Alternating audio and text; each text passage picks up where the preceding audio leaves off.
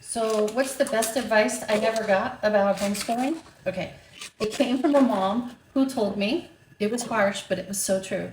Um, my kids were gonna learn not because of me, but in spite of me. I know, harsh, but y'all, it's so true. So my biggest advice to you is to get out of your kids' way. I wish I would have trusted the process a lot sooner.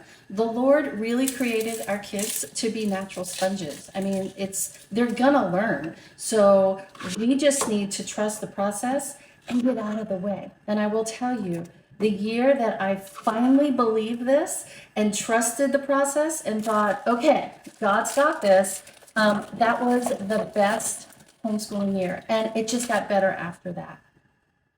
Charlotte Mason says, if we just spread a feast in front of our kids, they're going to devour what it is that they're going to learn. And so, again, we just need to get out of the way. So, one of the ways that I got out of the way was that I spread this feast before them by strewing. All right. And so, if you're not familiar with strewing, that's basically you just strategically put things around your house that you want the kids to maybe pick up and look at. You don't tell them about it. You don't tell them they have to do these.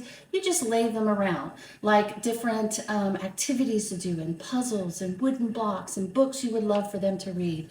You name it, art supplies. You just put it all around the house and you let them maybe pick it up and feast on the things that you strewed about.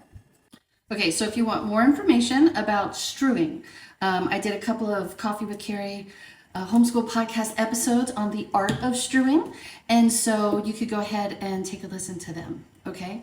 But my best advice to you is to get out of your kids' way and to trust the process, because your kids were created to learn, and all you really need to do is get out of the way and let their natural curiosity take over. Trust me, moms, they're gonna learn, and they're gonna learn a lot. Have a great day.